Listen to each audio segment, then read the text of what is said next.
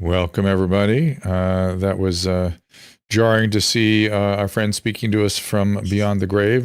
He was sort of clairvoyant in a lot of ways, and it was interesting to look at consider what is right about what he was telling us and what might have been a bit apocryphal. Today, hang on here. Susan won't let me look at my computer where I'm getting to the materials for today. So give me 1 second. It is Jeffrey Tucker, Sorry, of course. I just didn't know if you knew there was a camera. I know there's a camera there. There we go. Jeff has been here before. We're going to talk a little bit about the Bidens and their COVID diagnoses and their previous vaccination status and a little vaccine therapy and what the state of the art is. He is founder and president of the Brownstone Institute, also senior economic columnist for Epoch Times, 10 books, including Liberty or Lockdown. Many topics, economics, technology, philosophy, culture. You can follow him at jeffreytucker.com, and we will talk to him after this. Our laws, as it pertains to substances, are draconian and bizarre. The psychopaths start this way. He was an alcoholic. Because of social media and pornography, PTSD, love addiction, fentanyl and heroin, ridiculous. I'm a doctor, for sake. Where the hell do you think I learned that? I'm just saying, you go to treatment before you kill people. I am a clinician. I observe things about these chemicals. Let's just deal with what's real. We used to get these calls on Loveline all the time. Educate adolescents and to prevent and to treat. If you have trouble you can't stop and you want help stop it, I can help. I got a lot to say. I got a lot more to say.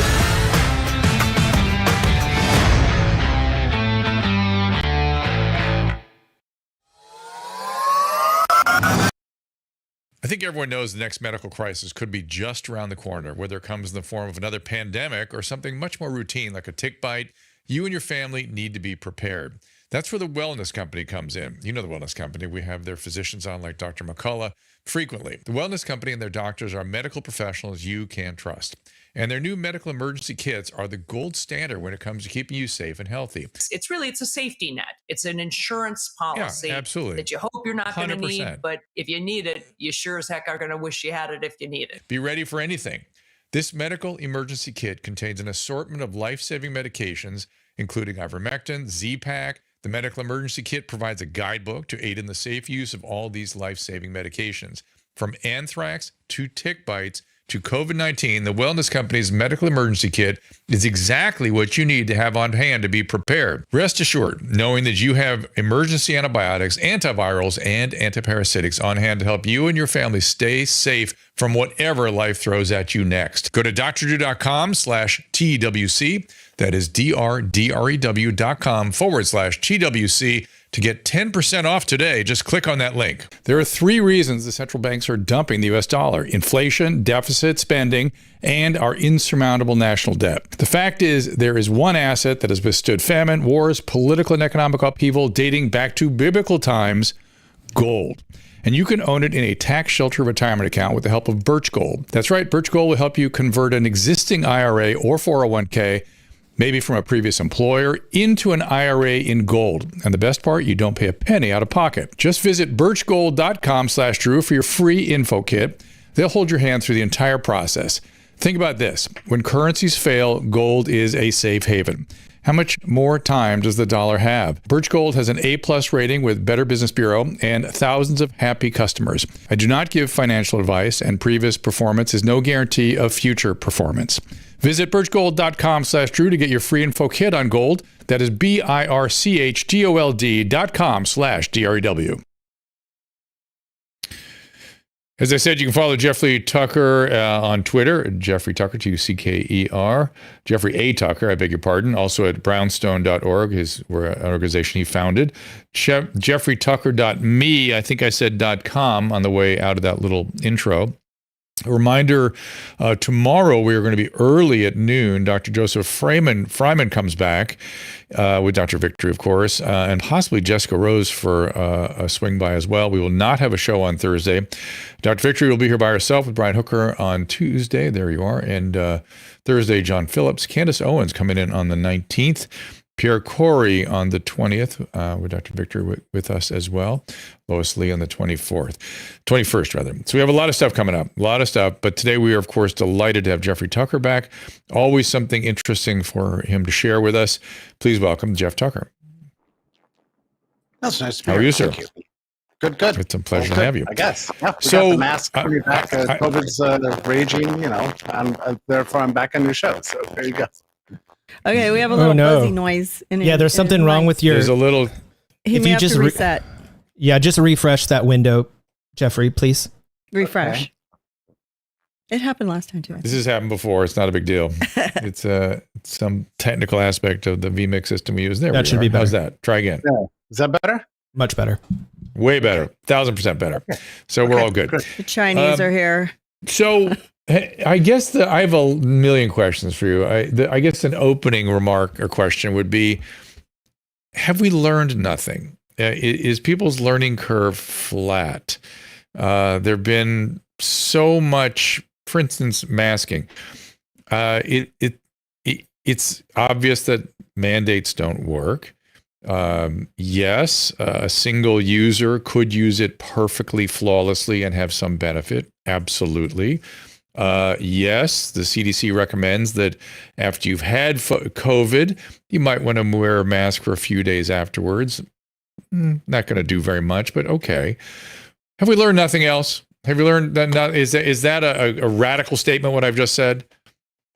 Well, I think it all depends on what you mean by the word we, because I think the members of the public have learned a lot of things. I think we don't trust anymore. The trust in government has collapsed. The trust in basically everything has collapsed. Media, big tech, academia, the entire expert class. So the members of the public have learned a lot.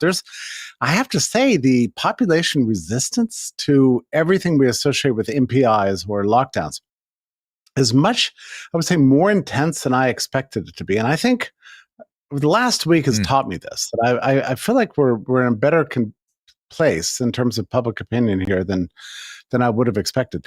On the other hand, we are not getting any apologies from the top. They're all sticking by their story. Right. From Fauci to Fauci's successors, the CDC and NIH and all the experts online have either gone quiet or they're doubling down on all the baloney that they've been preaching for the last 3.5 years now.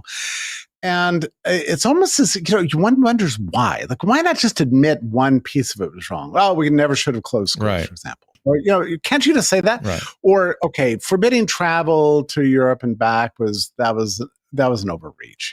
Okay, we shouldn't have privileged the big box over the small business. That was a disaster. We shouldn't have sent out all those stimulus checks and created whatever, $6, $8, $10 trillion of new money because that generated inflation. Can't you just admit like one part of this is wrong?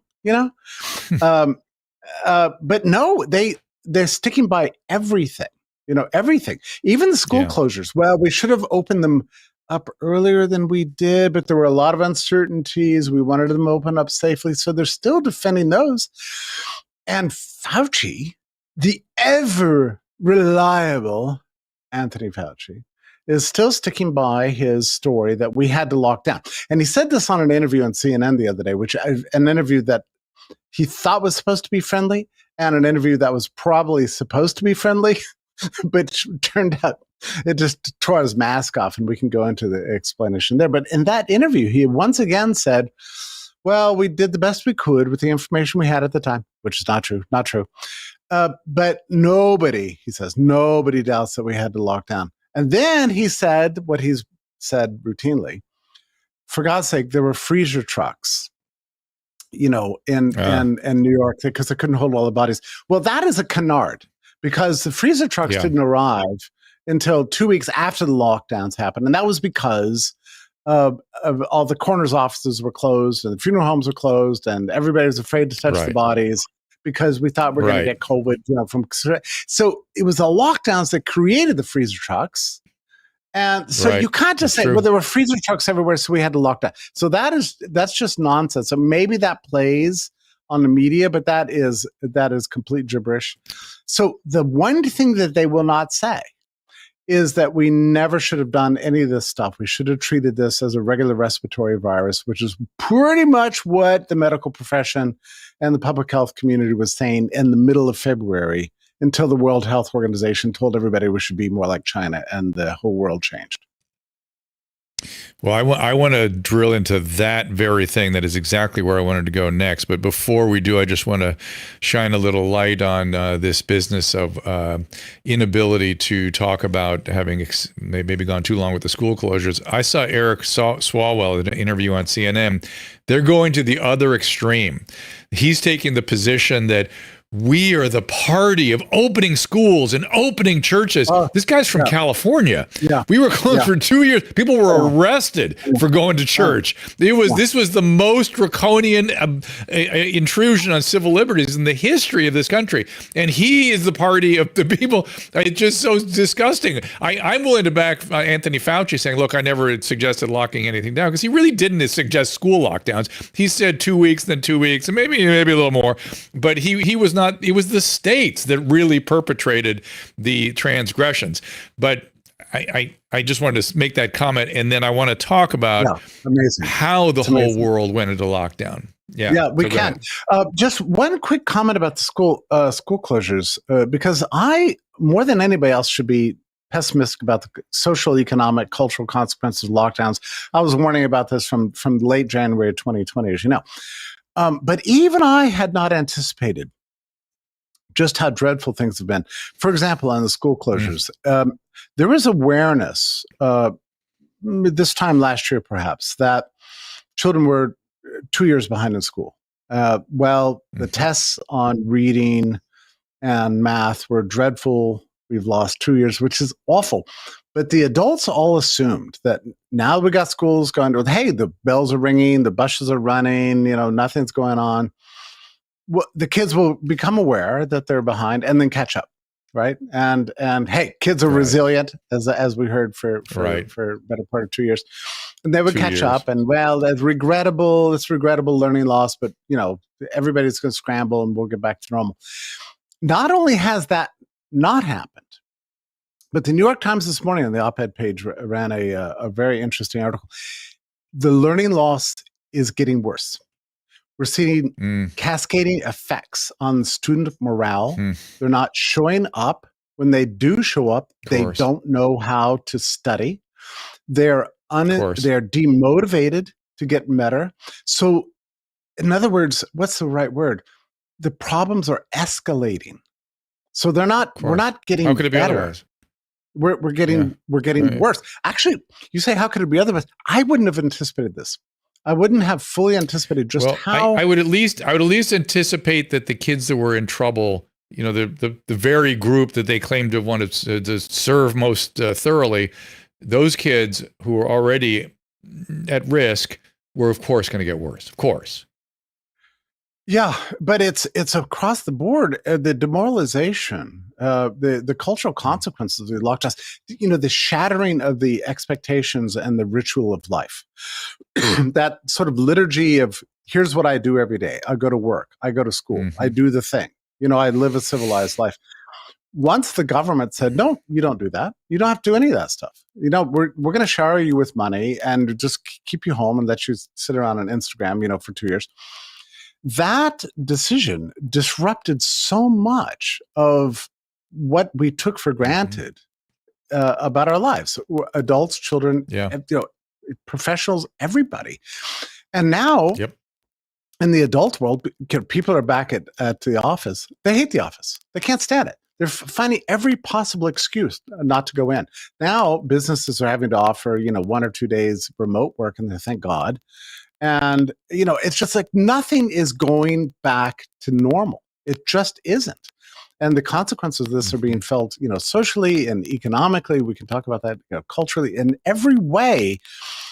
The world that we knew of 2019 has been shattered, and we're just not able to put it back together again in the way we expected that we would.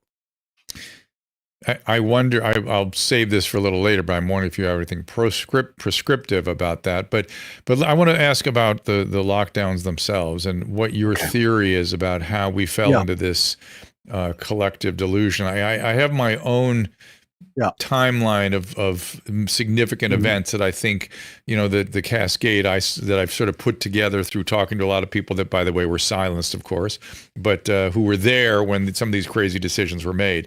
How do you put it all together? Well, as you know, I've been working on this problem for 3.5 years now. And an important piece of the puzzle, at least to my mind, emerged this morning with a FOIA dump, some new emails that came out to and from Fauci from late January. This is a very, very critical period. This is, again, when I was writing my first articles on the subject. Well, David Marens, who's, as you recall, Fauci's frequent co-author, with whom Fauci wrote that article in Cell in August 2020 saying we needed new infrastructure, human existence, keep everything shut down forever, no pet ownership, shut down the cities, no more big gatherings. You remember that article? That was the crazy piece.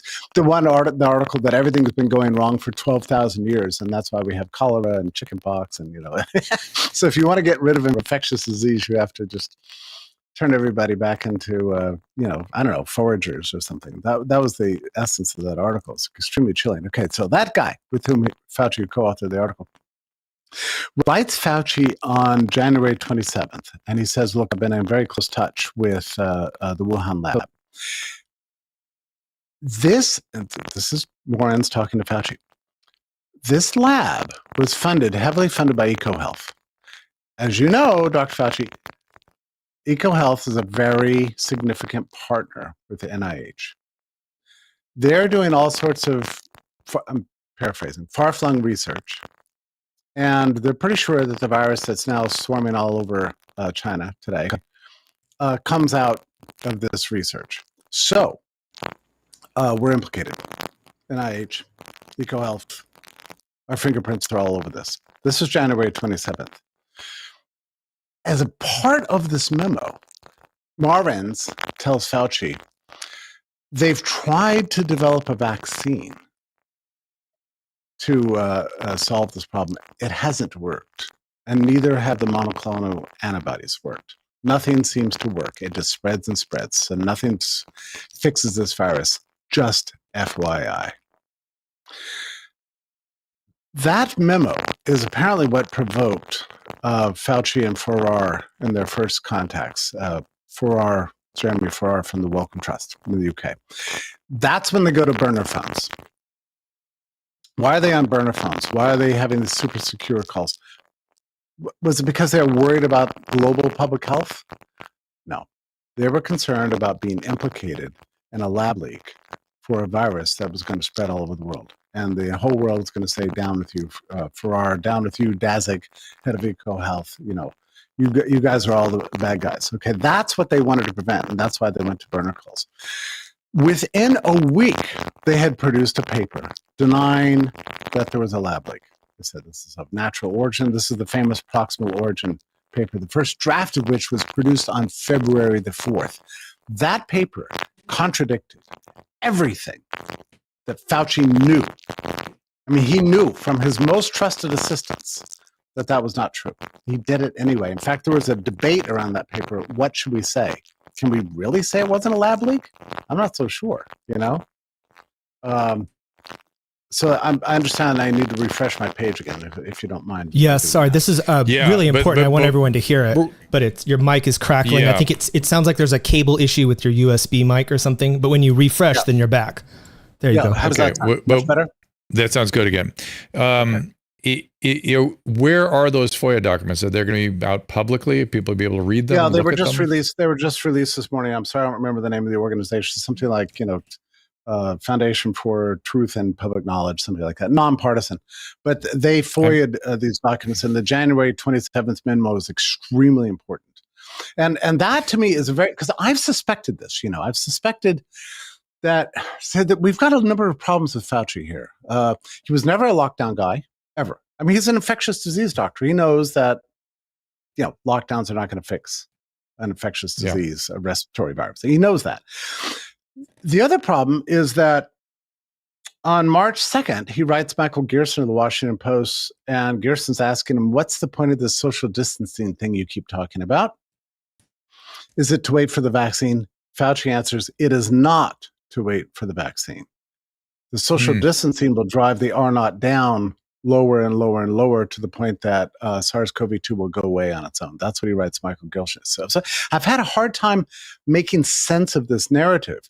Whatever happened, It changed after the World Health Organization report of March 24th, where his other assistant went to Wuhan and got this Potemkin village tour of how the Chinese Communist Party locked everybody and welded everybody into their homes, and that magically made the virus go away, right? So Fauci changes his mind on 26, suddenly, promoting lockdowns and that sort of thing. But even on March 2nd, he's still saying we don't need a vaccine. Now, I think I know why he said that. It's because he got this memo from January 27th from David Morin saying that the Chinese have already tried to vaccinate against the virus, and they've had no success whatsoever. So I don't think Fauci really believed that the vaccine would work. So why did he change his mind on lockdowns? Panic. This is well, there's panic. It's also possible that Fauci was desperate to figure out some way to keep this from spreading further and further and further and further and devouring the whole world. And he did not have any other way, except he did have coverage for something like the lockdowns, because CCP was already doing it. And then Italy was futzing with that stuff in northern Italy. Is like, okay, well, there's probably no hope. I'm going to stop this. But if there is a hope, this is the way I'm going to do it. Right. The problem with the lockdown plan all along was that he didn't have an exit strategy. So you lock down and then what? Because it's just not true. You can somehow magically drive the R0 down to 1 and then to 0, and then poof, SARS-CoV-2 is gone. That's ridiculous. In the microbial kingdom, viruses are forever. So as we approach late summer, we still don't have now he's warmed up to the idea of a vaccine, right? So, and also this crossed very well into his mRNA celebration from his AIDS days. So he's like, okay, I'll do your vaccine. Even if it's minimally effective, that's better than nothing. So his co-author Morans comes to him in late July and says, look, I have an idea for how we can, let's forget about this idea of getting rid of SARS-CoV-2. Probably it's never going to happen. Why don't we just pitch lockdowns as a new mode of social organization? Let's just keep them forever. It was during that period that Fauci says, I'll never shake hands with another person again. Everything's going to be changed forever. We'll never be the same.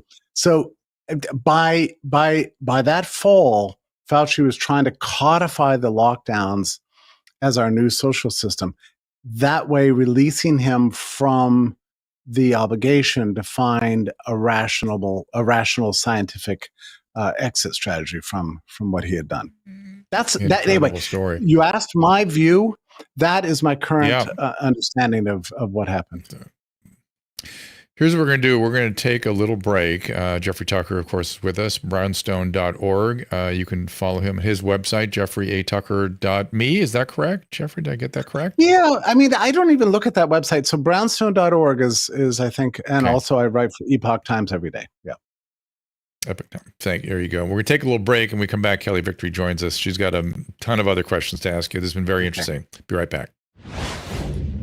Fall is right around the corner, which means dry, flaky red skin from allergy season is coming with it. But the best way to take care of your skin is with our skincare secret, Genucel. You don't need to worry about that puffy, tired eye look or those annoying dark spots or even dry, flaky skin, because Genucel Skincare has you covered. Susan and I love our Genucel products so much, we want you to try our personally curated skincare bundles.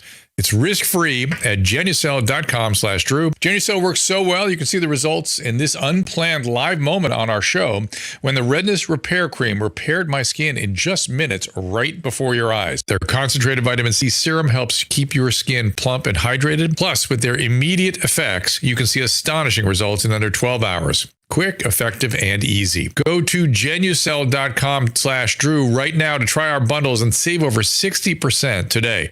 And remember to enroll in Genucel's world-class concierge program for additional savings and free shipping. Don't wait. It's Genucel.com/Drew, GENUCEL.com/DREW. I want to share with you a teeth whitening system that goes beyond merely enhancing your smile. Primal Life Organics Real White Teeth Whitening System offers convenience and rapid results without harsh chemicals.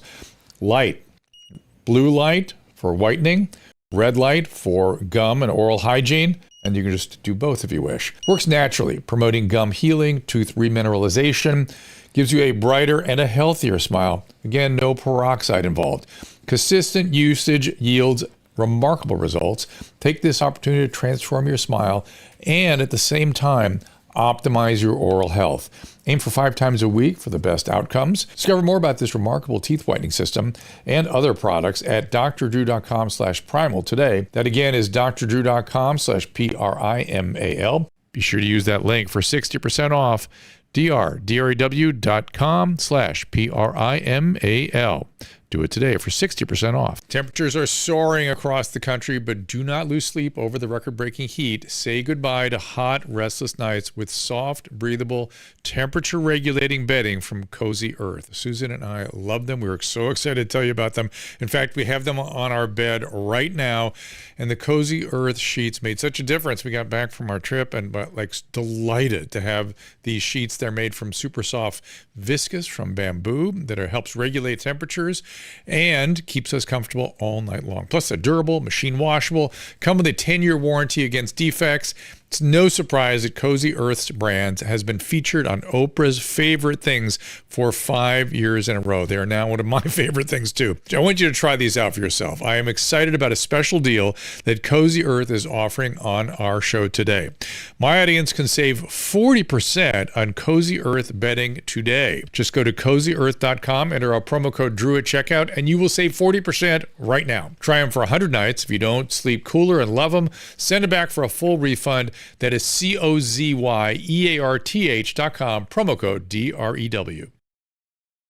Some platforms have banned the discussion of controversial topics. If this episode ends here, the rest of the show is available at drdrew.tv.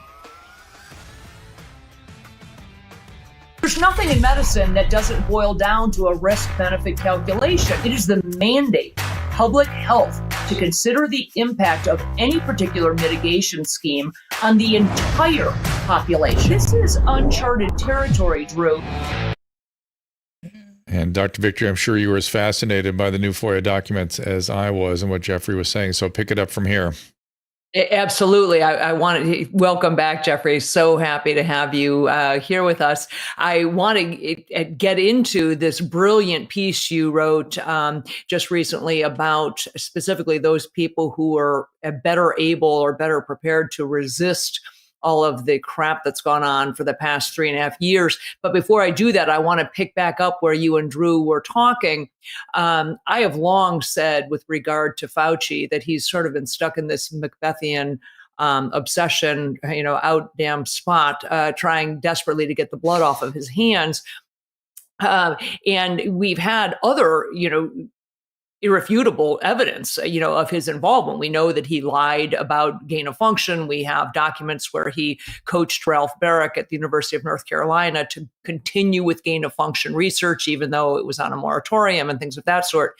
So I guess my question to you to conclude your conversation with Drew, and this is an opinion, do you think that these additional FOIA documents, now that with this other bombshell now that he's trying to distance himself from their involvement with the actual development of this virus, do you think any of this will fundamentally make a difference? Is there a smoking gun that would convince the American people of what truly happened?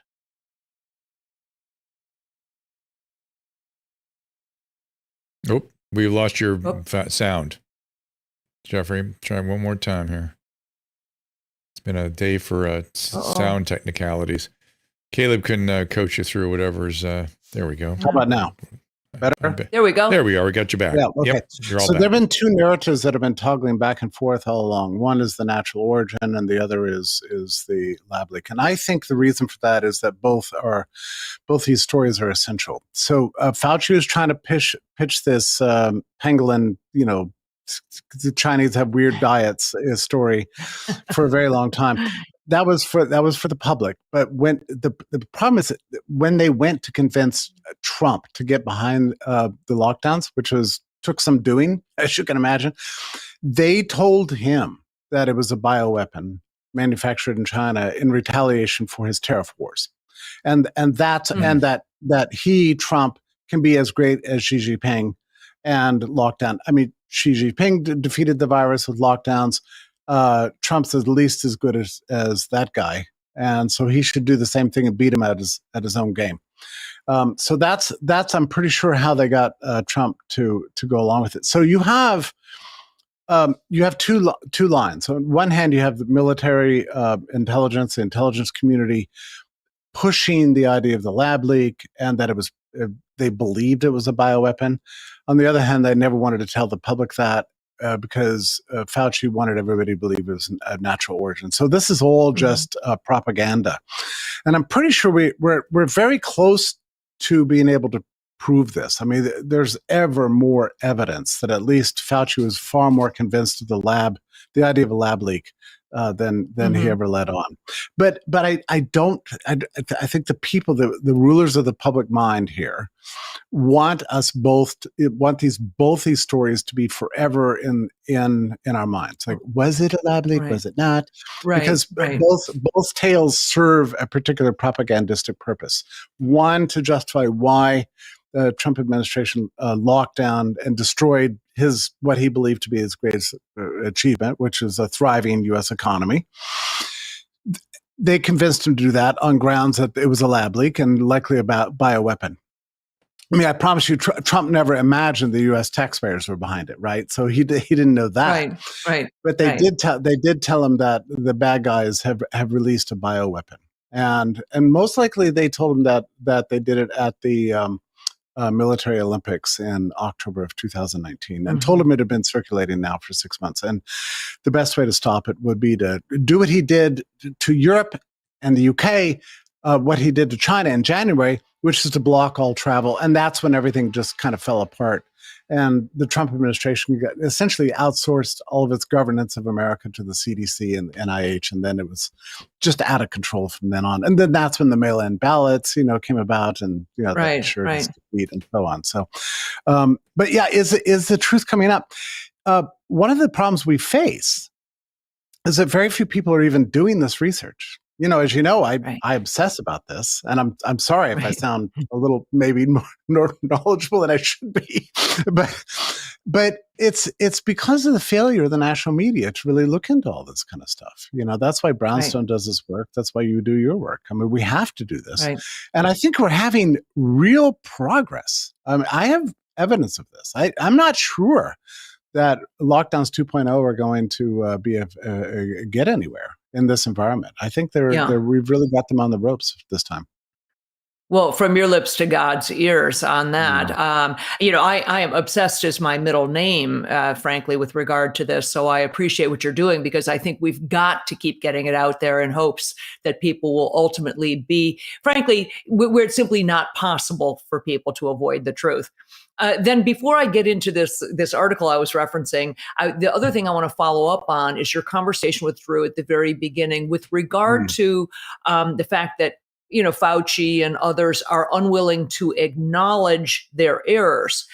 I would take it one step further. I have been stunned at the hubris with which they not only will not acknowledge their errors, they deny that they said things. We've got just 3 quick examples. In New Zealand, we've got officials saying, we never mandated vaccines. People made their own choices. Okay, we never suggest, the FDA coming out and saying, we never told doctors they couldn't prescribe ivermectin. We never said that. Oh, wow. That's true. It is absolutely stunning, particularly to those of us who had our licenses threatened over and over and over again. People lost their jobs, lost their board certification, lost their credentials at hospitals. But the FDA saying, we never said that. And Anthony Fauci coming out and saying that he never promoted school lockdowns or never told anybody to close schools or to lock things down. When, with all due respect, Drew, Anthony Fauci came out and not only suggested that, but criticized Florida, criticized Ron DeSantis for opening schools back up. Yet these people, do they not know that we actually have videotape of them on camera saying these things? Yet it's Orwell. Absolute. It's unbelievable. So they just come out and deny it. Well, and another thing that Fauci said in this remarkable Smirkonis Kanish interview on CNN 2 days ago. He said that, let's be clear, the CDC can only make recommendations. They don't mandate anything. Well, I am pretty sure that every time I got on a bus or a train or a plane for, a year, I got screamed at and threatened to be thrown off the plane or whatever for not having the mask above my nose. You remember those days? That was a direct edict from the CDC, and they enforced it. And it got so bad that there had to be a lawsuit that was finally decided against the CDC in the Fifth Circuit of Florida against all these mask mandates. No, the CDC cannot legislate like that. Not only that, it was the CDC that passed that enforced the rental moratorium. So you have a rental property and you've got a renter and you rely on that for your income. It's, the government, CDC, is saying you cannot evict the guy if he doesn't pay you rent. All right? And why did they do this? Because they said, well, if we have people being evicted from their apartments and stuff, they'll go around the streets carrying COVID and they'll spread the disease. So we can't have that. So that's how they justified the rental moratorium. And so the Supreme Court ruled against that. So, the CDC definitely had edicts, and you could look it up. Why was there plexiglass everywhere? The CDC recommended it. Why were we dousing ourselves with hand sanitizer? The CDC recommended it. But they weren't just recommendations. They were hardcore enforcements, including domestic. So we have to say these things on your show because everybody's going to forget. Domestic capacity restrictions. So you could not have more than 10 people in your house. So much for what is that line here? The idea that my house is my castle, right? Forget that. And so we couldn't have weddings, funerals. I mean, and the states were enforcing travel restrictions. So, if you came from New York and drove to Massachusetts and you had your location services, don't you love that euphemism, location services? They don't call it surveillance. If you had your location services running, you would get a call from the sheriff saying you have to be there 2 weeks to quarantine before you get back. So this was going on. Right. So now Fauci is over there on CNN saying the CDC doesn't mandate anything; they can only make recommendations. That is just completely untrue. And we had cities segregated in this country. Well, and we had it. I want to quickly make a comment about the school closure thing. The reason I was saying that he didn't recommend school closure is I was on a nightly local news broadcast when they locked the schools down. The school board member came into our program, and I was yelling at the guy. I was saying, who told you to do this? Why are you doing it? Did the CDC, did Dr. Fauci, did you bring an infectious disease consultant in? The answer was no, no, and no. We just think it's the right thing to do. The school board, a bunch of lay people, made the decision. But it's even more interesting to me that you're right. Fauci later was all focusing on opening schools, which is now a function of the teachers union. So he was adulterated by that, perhaps, on the other side. And that's why he stuck to and by the way, they opened too quickly in Florida. You couldn't possibly co-sign what Florida did. That's right. So the other thing, the reopening plans were always filled with all these stipulations. All the kids have to be masks. You have to make provisions to have them distanced, in the classroom. So sitting, 6 feet apart, which means you have to have more teachers and more classrooms, and you can't let them play together at the playgrounds. And you have to equip your school with all these ventilations. If you do all those things, sure, you can open your schools. Oh, and the sooner the better. Just make sure that you do it safely. So it was this do it safely thing that delayed us for a year or two. And that goes for the openings also. It's the same sort of thing. I mean, Trump was desperate to open up by June, right? And they came to him, and his son-in-law comes to him and says, well, Mr. President, we want to open up too. But the important thing is you have to open up safely. You don't want to just open. What is it, like freedom and rights? No. We're way beyond that. We have to open safely. So we're working on a reopening plan. And these reopening plans were really convoluted. It's like you had to go through a fortnight with declining cases, which means you need universal testing. And if those declining cases reverse themselves, well, you had to lock down again, right? So you had to satisfy all these conditions. And so that was the White House's great reopening plans. It was basically, what do they call it in Australia? Snap lockdowns, right? We would have had snap lockdowns for years. We'd still have them today if that reopening plan had gone through. So in the name of reopening, they were actually plotting, the perpetual lockdowns. One of the problems that I see is that the average American doesn't understand what the role and what the purview is of organizations like the CDC and the FDA, because all it takes then is for a public health expert or an administrator to come out there and says, well, the FDA says, and the average American interprets that to believe that the FDA has that legislative, authority. And it took a court just this past week. Took the court this week to come out and say the FDA is not a physician. You cannot. The FDA has no right to tell physicians what they can and can't prescribe. Only physicians and people with FDA licenses can prescribe, and that doesn't include the FDA themselves.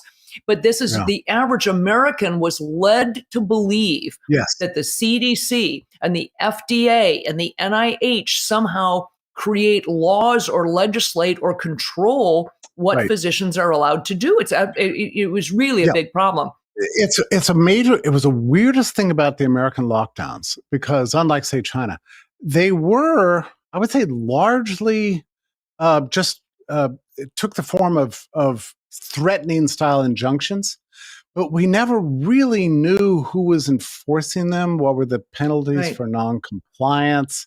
Was there were the police going to come get me? Do I have to pay a fine? Are these just things you think I should do? Like washing my hands more often? I mean, clearly that's up to me. You're telling me I should wash my hands more often, but you're also telling me I can't go to the restaurants, can't go to the bars. I have to keep schools closed. I can't celebrate Thanksgiving. Which one of these, and I can't take ivermectin, which one of these is actually law and which one is just sort of nudge versus just an exhortation? We just didn't know. It was very confusing for me. I remember at the time, wondering, because, they divided the entire workforce between essential and non-essential. And sending out these PDFs all over the country, you're grabbing, the printer and reading it, find out if you're an essential worker or not, And then, but then you wonder, well, what if I'm not essential, clearly? What if I just go to work? Am I violating the law? Am I going to get sued? Am I going to go to jail? Or what? Also, whose interpretation is this? Like one of the categories of essential was media. Okay.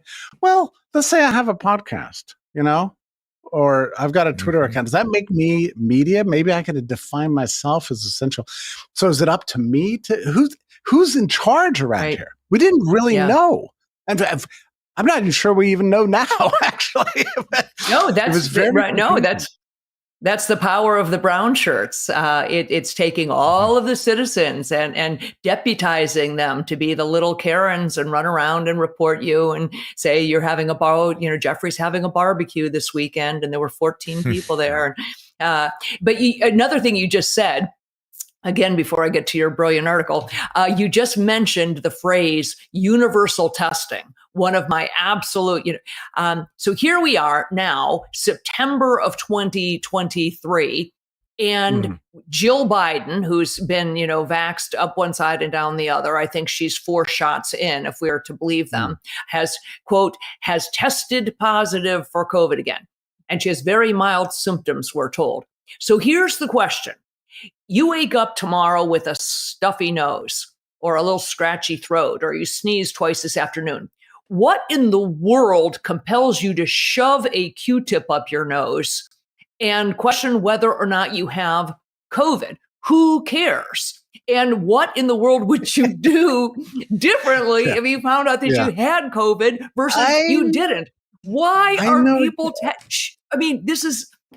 This foments this is just fuel, as far as I can see, for what is coming, in the fall here.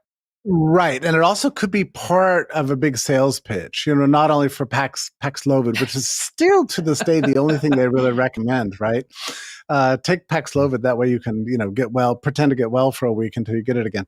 Until you get it again, right? But also, that Moderna and Pfizer have a huge advertising blitz right now, paying billions of dollars in advertising fees to the U.S. Open, which they also sponsor, to push vaccine advertising on the public. But they don't put it as vaccine advertising. They've got these new ads that look like public service ads. COVID's going to kill you. Many people are in the hospital today with COVID. It's far more likely to kill you than flu. It's terrible. It's still all with us. It's awful. What can you do? Well, you can get the vaccine. And it's coming up here in 2 weeks. So we're seeing this ramping up. And by the way, that one ad, I watched the U.S. Open. It comes on every 10 minutes. And about the third time, I thought, well, who is putting out this weird ad? Is this the CDC? Is it NIH or NPR? I couldn't tell. Well, you look at it really carefully, and right at the very end in tiny print, Moderna. So they're exempt from all the normal pharmaceutical ad stuff, right? When you put out an ad of, get my foot cream, it's like, well, it may cause cramps and it, could make your skin fall off. And, they have all this stuff. So, but Moderna's exempt from all this stuff because for one thing, they're not advertising a particular product. They're just saying, oh, get vaccinated. And there's 50% chance you're going to get their vaccine as opposed to their competitors, but Pfizer. So that's all good for them. But apparently under the EUA, you would know more about this than I would, but apparently you're exempted from all the usual regulations concerning pharmaceutical ads on TV. Absolutely. That's one of the remarkable things about the emergency use authorization. Not only do you have blanket immunity against any ill effects, but you cannot be sued in perpetuity for any ill effects. But you also, frankly, don't have to abide by any of the normal regulations with regard to advertising. So you have to spend no money on advertising. You have to spend no money on legal defense or having, liability protection. So all the money you make in the vaccine just goes to the bottom line. It's really remarkable. It's, and then kind of a sweetheart deal. You're completely indemnified against the harms associated with it. Absolutely. So I assume that this Jill Biden thing, why are we hearing about her, that she has a runny nose, 3.5 years later? Why are we hearing this? It must just be to keep COVID fears alive in the public mind. That's my conspiracy theory anyway. Yeah, no, I think so too. So now finally onto you penned what I really believe was a brilliant piece just recently, specifically about what groups of people seemed to be more resistant or able to resist all of this craziness, people who are more immune to everything from the fear to buying into all of the ridiculous mitigation schemes. And you based it really, your premise was that it was people who had profound or solid sort of foundation in religion. So I want you to talk a little bit about that theory. Well, premise. I've been curious about this for a very long time from the very first days when I heard that the Amish never locked down, for example. Okay, so the Amish continue to go to church. There's no difference between the church and the community. It's all just one thing. They live their religion. It is their whole life, and you can't tell them to close public spaces or close their private spaces, since that's like, it's a fundamental attack on their whole way of life. So they just ignored the whole thing. We knew this pretty early on. I thought that was intriguing. But and then the ultra-Orthodox in Brooklyn and Bronx and elsewhere, continued out to weddings and funerals and got attacked by the mayor and the governor for doing it. And so that was clear. Well, I remembered I drove south from New England to Texas in the spring of 2021, and I noticed that the deeper I got into the South, the more religious people were, and the more things seemed open, much more open, and the more religious radio stations were on, the radio. The less you could find pop music, the more preachers you heard, and the fewer the masks. And I thought, well, this is really interesting. So. The more sort of religious you are, the more you're paying attention to the actual data, and you're aware of the the relative threat of this disease, and you're aware that you should just continue on with your life. And I thought that was really interesting, because we've been told for hundreds of years that there's some sort of dichotomy. You know, if you're really religious, then you're ignoring the science, but if you're super secular, then you're adhering to the science. In this case, we saw exactly the opposite happening. The people that really wanted to keep their religious communities together were reading the actual science that was coming out and learning about natural immunity, incorporating the knowledge from past pandemics. They knew what happened in 1929 and 1918, in 1942 with polio. They knew, you know, what happened in 1956 and then 1968, and they became very aware of the history of pandemics and the absurdity of lockdowns at a very time in which the secular science masters of our age were preaching a bunch of superstitious myths about masking and sanitation and wiping down your groceries and your mail, right? So it was exactly the opposite of what you would have thought. And I was just really intrigued about this. And I think it has something, well, I don't know. You know, I've gone through a lot of theories in my mind. So I'm just really, the point of the article is just to recognize this empirical reality. And part of the inspiration for the piece was that I think you mentioned that you were raised Catholic. There are many bishops in this country closed their parishes, which I think they owe all their parishioners an apology. But there were many parishes that never closed down, and they tended to be the really hardcore believing parishes, the people that are still practicing the Latin Mass, for example, or they're really dedicated to an Orthodox style of faith with frequent confession. You know, actual believing Catholics never shut down their parishes. And it was just the mainstream that kind of went along with the Fauci religion. I think that's just really intriguing. It's fascinating how it disturbs that traditional view we've had about the conflict between reason and faith. It turns out, in this case, faith was a better path to reason than the secular science. Yeah, and I thought it was a really insightful piece. And what I would add to that, Jeffrey, because I jettisoned my Catholic upbringing because I think that many of the denominational religions, the denominational Christians in particular, fell into the traps, and because they aren't really based in true faith and true belief, and certainly not in the Bible. I think that really what was very protective was those people who have profound belief and profound knowledge of the Bible look at it and said, this isn't scary at all. This is the book of Revelations. I'm not one bit worried about this. I'm not one bit. I've read all this. I know this. This was God's plan all along, and I will be fine. I am not worried about myself. So I think that the fundamentalists and the Biblists and the truly Orthodox Jews and the Amish were the ones who said, it's nothing but a thing. And I know this is right. This is biblical. This is exactly how it was intended to be. And we will be fine. And therefore we will just continue on our way, living the path. And God will, this is God's plan. Yeah. And I think, remarkably, it ended up being very much a protective for them, because they are the communities that did not largely get vaccinated. They did not shut down. They didn't close their schools. They didn't stop worshiping. Right. They continued to get together with friends and relatives and celebrate weddings and birthdays and go to funerals. And I think those are the things that were ultimately protective, despite the fact that those are the groups that, as you rightly point out, are most commonly painted as the non-scientific, those people who are believe in the mystical.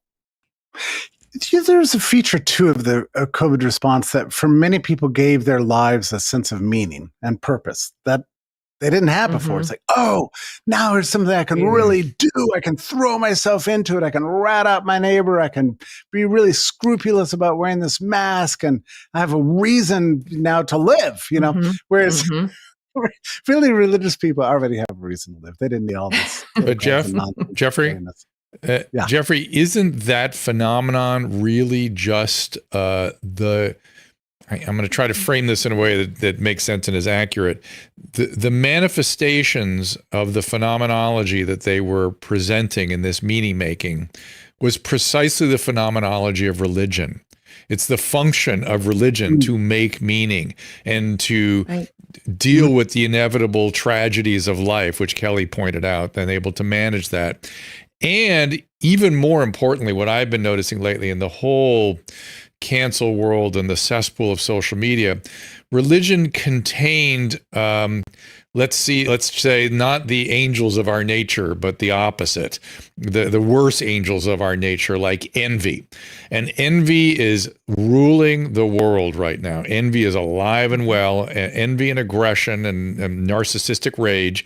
And without religion, and back to Kelly's notion of watching the Bible tells you what happens. That's exactly what happens. These other things fill in that have the same phenomenological structure as religion, because humans seem like homo religion, really, and it's our own little way.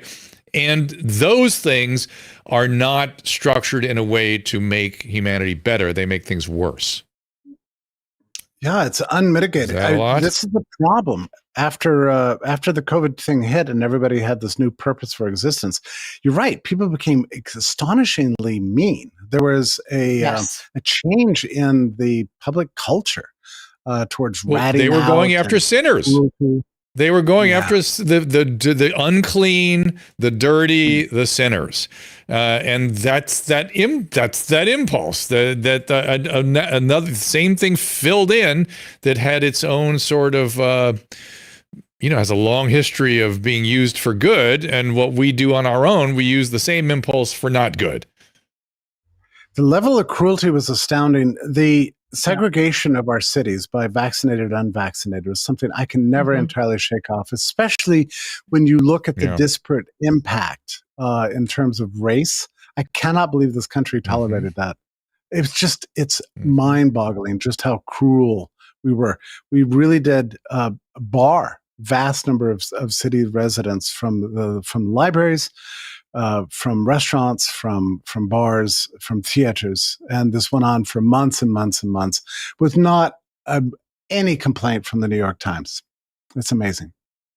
No, and we fractionated entire social structures, groups of friends who had been friends for decades who now no longer speak. And so when you talk about things that aren't going back to the way they were before, that things that aren't going back, whether it's using actual paper menus at the restaurant or being able to do the things that we did pre-COVID, all of these silly things, rituals that have been put in place. I don't know how we have cloven society in two, really, because where you stood on the issues around the pandemic really put you in a certain camp. And I don't know how we undo that. And that's so part of my interest in getting people to acknowledge that they were wrong. There is no forgiveness without contrition. And so people have got to say, I was wrong. What I did was wrong. I should never have discriminated against you. I am sorry that I did that. I'm sorry you were disinvited from Thanksgiving because you weren't vaccinated, or I'm sorry that I didn't, wasn't willing to get together with you. I truly think this is the biggest issue that we face right now as a society. I'm glad to hear you say that, because I completely agree with you. And sometimes I feel like I'm crazy. But, when you talk to people in private, when you get their trust and you open up about the last 3.5 years, almost everybody has a tragic story in their lives. Children from whom they're estranged, marriage is shattered, job loss, vicious arguments with colleagues, the breakup of bowling clubs and bridge clubs and bands. And it's just, there's so much pain out there. And it makes me crazy that we're not really talking about it. I mean, we can't just move on and pretend like this never happened. It's not going to work. And nor can we pretend as if we were making the best decisions we had at the time we had it, like Fauci keeps saying.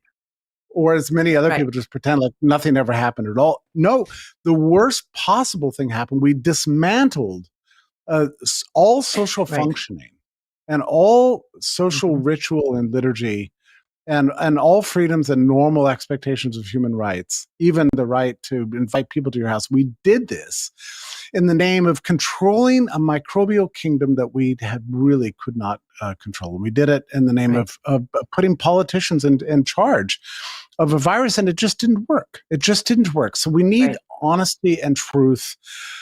Contrition would be great, but just open discussion instead of this strange blackout that we have. It's very odd for me because I founded Brownstone in the spring of 21, and people said to me at the time, "Well, Brownstone seems to be founded as mostly about the COVID response, but that's over. What are you guys going to do after that?" And my thought at the time was the 21st century can be divided so far into two parts: before COVID and after COVID. I mean, we're so much suffering from those decisions made in those catastrophic 2 years, and we still are. Yes, I think the challenge of repairing society following what happened in the pandemic is a far greater challenge than anything having to do with a silly virus that impacted us for a few years. I think this is the real challenge: is how do we get beyond this? So I think the Brownstone Institute has lots of good work to be done because it's going to be an uphill battle. Drew, what are the topics I didn't bring up here today? We were talking before we came on air about a number of different things. So what have I failed to bring up? I think we sort of ran the cycle here. I think we got, if we launch into too much more here, we will quickly run out of time. I think it's very interesting, and we all are just in agreement and astonishment about this. Let me ask this one question. So the American history is dotted with great awakenings. Do you think we are in for something like that? Not necessarily the form of those, essentially traveling circuses that at least one incarnation of Great Awakening was. But is there a sense that people are going to find some sort of spiritual life again? Or have they come to this on their own? We have to, or else we're going to forever languish in growing amounts of despair. Like I mentioned earlier about the kids. You can't just turn off the function of society and turn it back on again and expect everything to go back to normal. People are shattered in so many ways. You see it in the ill health, the substance abuse, which is unbelievable, the depression. And you know this from your own lives. I mean, people that are just still tremendously traumatized from it. We predicted it. And Kelly and I saw the train coming. We were talking about it before it arrived, that it was inevitable. There was just no way it couldn't happen. It's actually worse, particularly the age groups. It's far worse than I really what we expected. predicted. The only thing I would say is something that Smirkanish actually said on his radio show that I thought was really interesting. I'm actually getting optimistic that at least people are starting to clue into what went wrong and are determined to resist it. This hashtag do not comply. So what percentage of us hold these views? And last week I was saying maybe it's 10%, maybe it's 20%. But Smirkanish said something interesting on his podcast. He said, because, when he confronted Fauci with that question, it was not supposed to be hostile. He was waiting for Fauci to answer the question of the Cochrane Review on masks. It was supposed to be a softball. Right? He didn't expect this. Fauci would respond with just gibberish, right? And he texted him later and apologized to him, which is funny. And Fauci apparently wrote him back, and he would not share Fauci's response with the audience because he didn't have permission, which I don't know how. He's a reporter. Tell us what he said. Right. Anyway, he said something interesting on his podcast. He said, of his listeners, who I assume are this sort of the CNN crowd, right? Of his listeners, he thinks that 25% are absolutely passionately opposed to ever locking down or anything remotely like any NPIs or anything like masks or travel restrictions or anything. They're going to resist. And what he said about that is that this is an informed crowd. These people know the literature. They have all the arguments in place. They feel a tremendous amount of passion. They're totally dedicated to this. They will not let their churches close. They will not allow their kids to be masked. And he said, in his experience, that when you have a totally dedicated, passionate, and informed 25%, their will carries the day. And he said, that's what I'm seeing right now. He said they can I've never heard that be, number before. Yeah, he said that if the ruling class is planning to lock down again, they've got some bad news coming because the anti-lockdown forces, the people that are informed are really informed and they're really passionate, and they're not going to let freedom and rights be taken away again. And they're going to restore their own health. They're going to restore their families. They're going to restore their communities. So I think you're right, Dr. Drew. Will this give us a new sort of fire? It certainly has given me that. I mean, I was coasting for years. I thought everything just kind of ran automatically, right? Hey, well, we're free. We got a constitution. What am I complaining about? I used to write articles about chicken salad and, whatever. I hear a laugh. True. I would write about anything. But now I feel it, right? I feel a tremendous fire. I realize something really important. The world that we love needs us to protect it and champion it and to guard it and to defend it and sustain it and bring it back and make it real and make it permanent. Like, that's our job. We all have a job.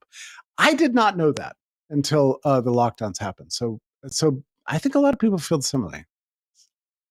Hear. Amen, brother.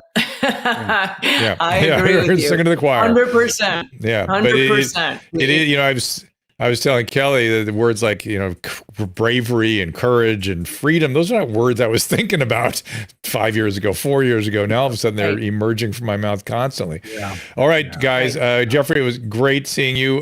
Tell people, you want to maybe preview any articles you have coming that they can look forward to? Oh God, every day we run stuff, and I've always got like about 5 articles lined up, and I have a guy I work with, and I let him surprise me every day. But we're doing ever more research and revelations on the early days of the lockdown period, which hardly everybody's forgotten about it, but I think it's extremely important to deconstruct these months. We have many, many articles coming out on that subject. You can go to brownstone.org. Put those out. Yeah, and I strongly suggest that people subscribe to our email. I only send one a week, and I send it myself, and I always write a personal note. But that's where we list all the things we publish for the week, and so it's very light touch. But getting on the email list is important because that's something we can own, and that's the way we stay in contact with you. And in these times with third-party cancellations all the time and everything, that's extremely important. Yeah. All right, I'm going to do it right now. Thank you. Guys, thank you very much. Yeah, great to see you again. Hopefully you'll come back very soon. Kelly, I'll see you tomorrow at noon Pacific for Freeman and Jessica Rose. She's now booked for sure. Sounds great. Yep. And Brian Hooker on Tuesday. No show on Thursday. John Phillips on the 13th. Candace Owens on the 19th. Pierre Corey coming back around. And Dr. Lois Lee. So we'll see you all tomorrow at noontime.